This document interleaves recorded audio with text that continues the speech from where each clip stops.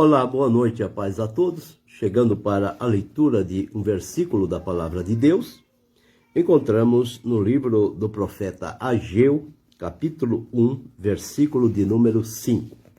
Assim está escrito: Ora, pois, assim diz o Senhor dos Exércitos: aplicai os vossos corações aos vossos caminhos.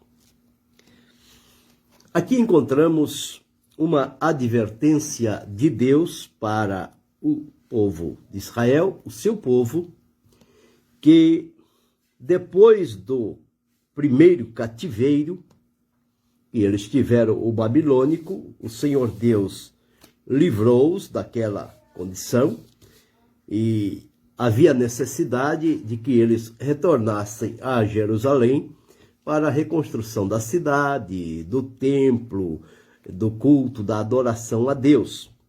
E o que aconteceu foi o seguinte, que nos diz a palavra de Deus, que o povo, ao voltar, procurou estabelecer-se, sim, na cidade, porém, deixou de lado a obra de Deus, o plano e a vontade de Deus. Eles deixaram de lado e começaram a edificar as coisas que a casa de Deus estava deserta. Eles estavam ocupando-se em adquirir todos os bens que lhes fossem possíveis e ignorando o propósito principal, que era a vida com Deus. E, portanto, nesta continuidade, dizendo a eles, não era tempo de eles ocuparem-se inteiramente com as suas coisas pessoais e desprezarem o testemunho de Deus, a cidade de Deus, o templo de Deus, e fazer todas as coisas de acordo com aquilo que Deus esperava da parte deles. Mas, à medida em que eles estavam com os olhos voltados somente para as coisas pessoais e materiais deles, nós encontramos que a palavra de Deus diz o seguinte, que eles estavam semeando muito, recolhendo pouco. Eles estavam comendo, mas não estavam sendo fartos. Estavam bebendo, mas não estavam sendo saciados.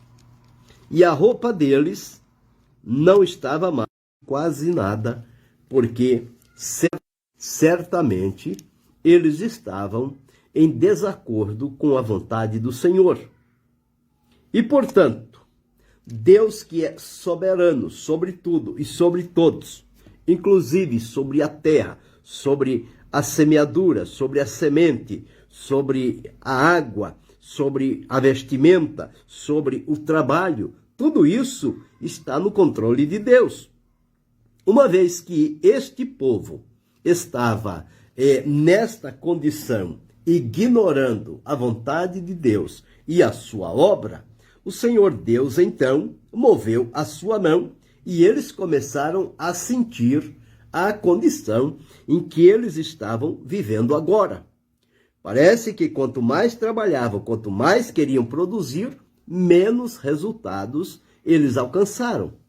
E ficou uma coisa difícil. Era muito esforço, era muito tempo, era muito... À medida em que está colocando, ele está caindo, está se perdendo. Deus abençoe a irmã Maria Gomes. Estava se perdendo.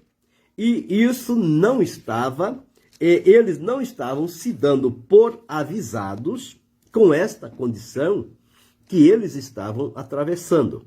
Deus abençoe a irmã Cristiane e pastor Edson. Então nós encontramos aqui que eles estavam vivendo desta forma. A casa do Senhor estava deserta, enquanto que a deles estava indo de vento em popa. E o Senhor disse que eles olhavam para muito, mas alcançavam pouco. E este pouco, quando eles traziam para casa, Deus mandava o vento e assoprava, e tudo desaparecia.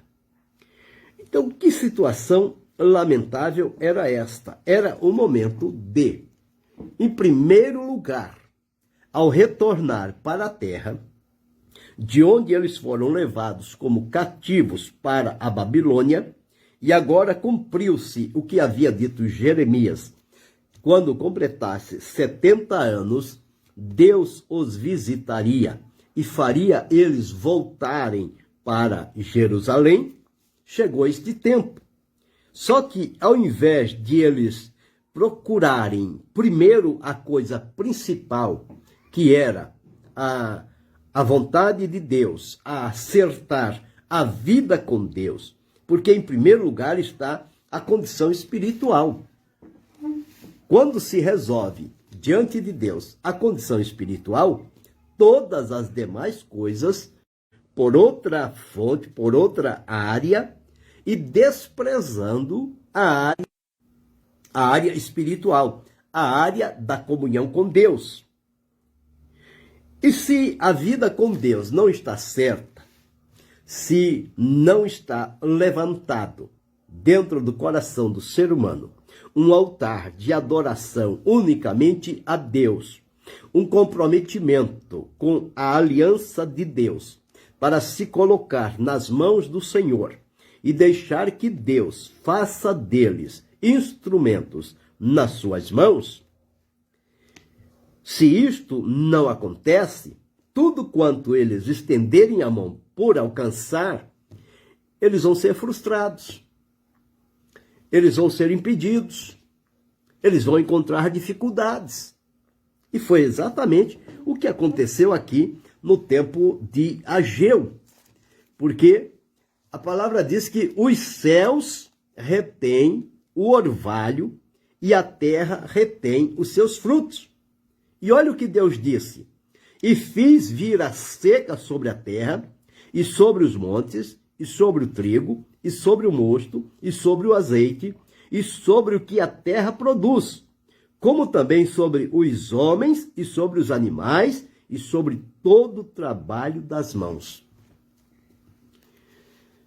Deus os levou com mão forte e poderosa, com um propósito de que eles se voltassem para Deus agora, arrependidos, porque eles foram levados ao cativeiro por desobediência, por infidelidade diante de Deus. Eles passaram uns bocados amargos na Babilônia. Foram insultados. Quantas vezes as pessoas chegavam diante deles e diziam: cante para nós ou toque para nós um daqueles hinos de Sião. Só que as harpas deles já estavam penduradas nos salgueiros. E qual era a resposta que eles davam para estas pessoas? Como nós podemos cantar estando em terra estranha? Longe da nossa terra, longe da nossa origem, do templo de Deus, do santuário. Estamos distante, então não temos nenhuma motivação para cantar ou tocar as nossas harpas. E é como que saltitantes, alegres, de eles voltarem alegres, felizes e saltitantes na presença do Senhor? Não. Cada um procurou olhar unicamente para si e para a sua família e trabalhar com esmero para conseguir o melhor da terra, a melhor localização e se estabelecer de maneira rápida e desfrutar de uma prosperidade. Quando, na verdade, eles falharam diante do Senhor. A casa de Deus ficou deserta. Ninguém se dispôs a reconstruí-la de maneira nenhuma. E ficou assim. Então, assim fala o Senhor dos Exércitos, dizendo: este povo diz, não veio ainda o tempo de que a casa do Senhor deve ser edificada. Quer dizer, eles estavam dizendo que agora era o tempo de edificar a casa deles, mas a do Senhor não. Ora, se o Senhor não disse nada a eles, como é que eles poderiam dizer que não era o tempo ainda de edificar a casa do Senhor?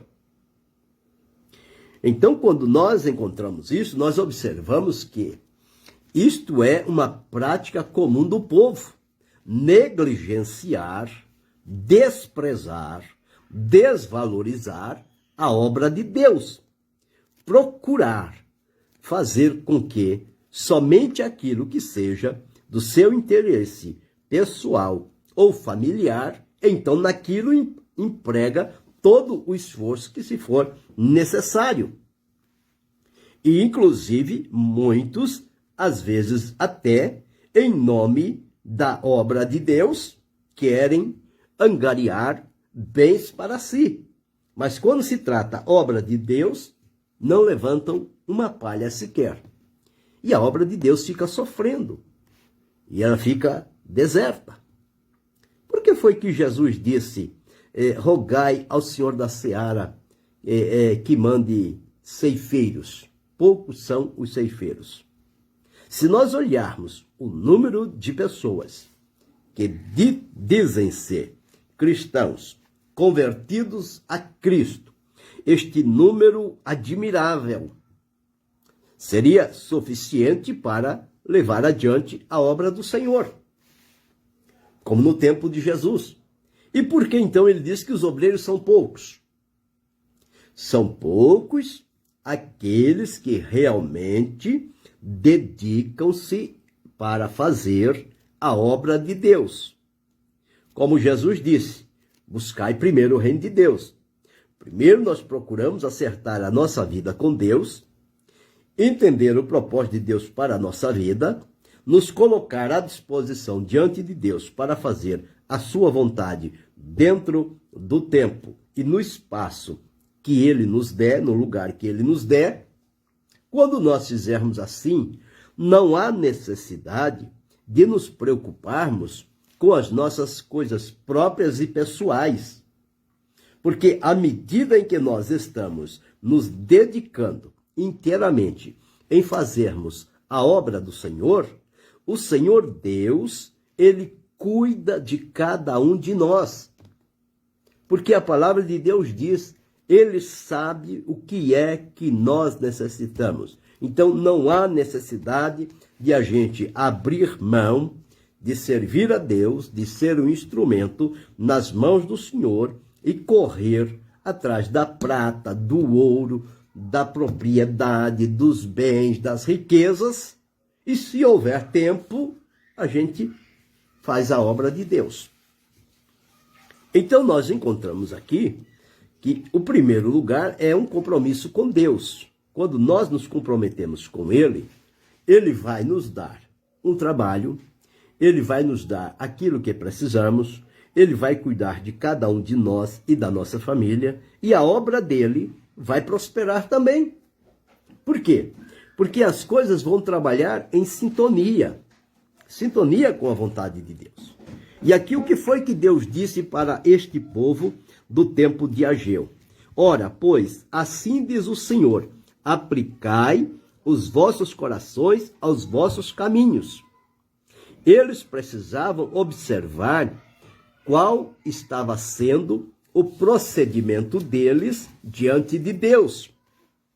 O que eles estavam fazendo e qual era o resultado que eles estavam tendo em troca daquele esforço, daquela dedicação. Deus abençoe, pastor Heloísio, daquela dedicação. Então, olha o que o Senhor disse. Quando eles fossem aplicar o coração ao caminho que eles estavam vivenciando, eles iam descobrir algumas coisas. Primeiro, eles iam descobrir aqui no versículo 6 que eles estavam semeando muito e colhendo pouco. Segundo, eles iam descobrir que eles estavam comendo, mas não estavam se fartando. A fome não passava. Terceiro, eles estavam bebendo, mas a sede não passava. Não era suficiente. Quarto, eles estavam vestindo roupas para aquecerem-se do frio, mas ninguém estava sendo aquecido. Então, observe aqui. 1, 2, 3, 4. E a última diz o seguinte: e o que recebe salário, recebe num saco furado. Então, todo esforço, todo trabalho, toda dedicação traz como resultado nada. Tudo se perde. Tudo se perde. Foi o que aconteceu aqui. Semeando, comendo, bebendo, vestindo e recebendo salário. 5 coisas que Deus fez com que eles olhassem para o caminho que eles estavam atravessando e descobrisse esta situação que estava acontecendo. Agora, por que que aconteceu isso? Eu já li anteriormente. Por que que aconteceu isto? Porque diz aqui, ó, eles olhavam para muito, mas alcançaram pouco. E o pouco, quando trouxe para casa, o Senhor disse, eu lhe assoprei. O Senhor fez com que o vento levasse embora. Por que causa? Por causa da minha casa, que está deserta, e cada um de vós corre a sua própria casa. O que Deus fez? Ele fez com que os céus se fechassem, não houvesse orvalho. Ele fez com que a terra retesse e não produzisse frutos. E diz aqui, veio a seca sobre a terra, veio sobre os montes, veio sobre o trigo, sobre o mosto, sobre o azeite, tudo isso que era útil, necessário na subsistência daquele povo e para manter a vida deles. Mas nada disso estava produzindo. Então diz, e sobre a terra, o que a terra produz, e também sobre os homens e os animais. O trabalho das mãos dele, quanto mais faziam, menos resultado eles tinham. Então veja, que lição que nós podemos aprender aqui? Nós podemos aprender que, em primeiro lugar, nós precisamos colocar Deus na nossa vida em primeiro lugar e saber que nós estamos aqui por uma permissão de Deus para cumprir um propósito que Deus estabeleceu para cada um de nós, e quando nós entendermos isto e fizermos assim, nós não vamos ter estas limitações, dificuldades de tentar resolver alguma coisa e não conseguir nada. Mas à medida em que nós estamos fazendo algo de coração, com alegria, com amor, com disposição, com fidelidade, diante de Deus, o Senhor Deus, por outro lado, está nos provendo daquilo que nós temos necessidade. Então, o importante é isso. Não é correr diante de Deus só em buscar bênçãos de Deus para a nossa vida. Pedir a Deus a prosperidade, pedir a Deus o trabalho, pedir a Deus a propriedade, pedir a Deus a fazenda, pedir a Deus os animais, pedir a Deus um salário melhor. Não é assim. Nós precisamos ir a Deus e dizer, Senhor, estou aqui, o que o Senhor quer de mim? E quando nós entendemos e fazemos a vontade de Deus, tudo aquilo de que tivermos necessidade, Deus vai nos suprir. Deus vai nos suprir. Os dias em que nós estamos atravessando têm semelhança com esses dias. Nós vemos as pessoas edificando para si, edificando para a sua família, na prosperidade, na propriedade, nos bens, na prata, no ouro. E todas estas coisas, todo mundo está com o coração voltado para estas coisas e desprezando a obra de Deus. Mas isso não vai muito longe. Vai chegar um tempo em que, assim como Deus fez com aquele povo do tempo de Ageu, Deus deu um tempo para ver se eles realmente reconsiderassem o caminho deles e entrassem pela direção do Senhor, mas visto que isso não os moveu, o Senhor Deus então agiu desta forma. Os dias que nós atravessamos são da mesma coisa. Há um tempo da longanimidade. é a oportunidade que Deus dá para as pessoas reconsiderarem os seus caminhos e se voltarem inteiramente para o que interessa, que é servir a Deus e estar à disposição dele para realizar a sua vontade aqui na terra. Cada um de nós fomos chamados, escolhidos pelo Senhor com um propósito, com uma função e com um trabalho a realizar. Nós devemos fazê-lo com alegria diante do Senhor para ver o bem da sua obra e a glória do seu nome sendo manifestada entre as nações. Este povo, depois que o Senhor falou com eles sobre isso e fez a eles uma grande promessa, porque eles estavam desdenhando da casa do Senhor, desprezando, deixando-a no abandono. E o Senhor fez uma promessa, que a glória desta segunda casa seria maior do que a glória da primeira casa.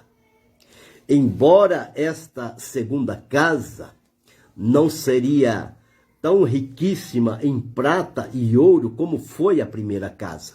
Seria, na verdade, uma casa mais simples. Porém, a glória de Deus sobre esta casa seria maior. E o que importa para Deus não é a grandeza da casa, não é a beleza, não é a riqueza, não são os palacetes, não são as catedrais, nada disso. O que importa para Deus são vidas que vão se reunir ali. E o que vai fazer diferença na obra, que ela vai ficar marcante pelos séculos, é a manifestação da glória de Deus. E ele prometeu aqui, através de Ageu, que a glória da segunda casa seria maior do que a primeira e que aquele povo desfrutaria de paz. Mas foi preciso Deus chamá-los à responsabilidade, porque eles tomaram um caminho diferente daquele que Deus havia colocado diante deles. Ao profeta Isaías, Deus usou dizendo: e os teus ouvidos ouvirão a voz do que está por detrás de ti, dizendo: este é o caminho, andai por ele, sem vos desviardes, nem para a direita e nem para a esquerda. Então, há um caminho colocado diante de nós por Deus. Agora, quando se pega atalho, desvios nesses caminhos, então desvia-se também da finalidade para a qual Deus o comissionou. E é justamente aí, nesses atalhos, que surgem os perigos, as dificuldades, a vanglória, o orgulho, a vaidade, a hipocrisia. Todas estas coisas vêm neste atalho. Então é preciso voltar mais uma vez às veredas antigas e perguntar qual é o bom caminho e andar por ele. Deus disse aqui: aplicai os vossos corações aos vossos caminhos. E quando eles fizessem esta análise, eles iam descobrir aonde eles tinham falhado e certamente iriam se voltar para Deus e cumprir com denodo a obra do Senhor. Assim também Deus espera de mim, espera de você, espera de cada um de nós, que possamos também aplicar os nossos corações, que nós possamos também aplicar os nossos corações aos nossos caminhos e observar e ver se está do agrado de Deus ou se não está. Se estiver do agrado de Deus, sigamos adiante. Se não estiver, paremos imediatamente e recorramos ao Senhor em busca de ajuda, para que Ele nos dê graça para retornarmos ao centro da sua vontade e realizar aquilo que Ele espera de nós no tempo que Ele nos deu para isto fazer. Porque o tempo passa e nós temos um tempo para isto fazer. Que Deus nos ajude, que possamos seguir adiante, mas entender a vontade do Senhor e não procurar, em primeiro lugar, nos solidificar com aquilo que os nossos olhos crescem, mas devotar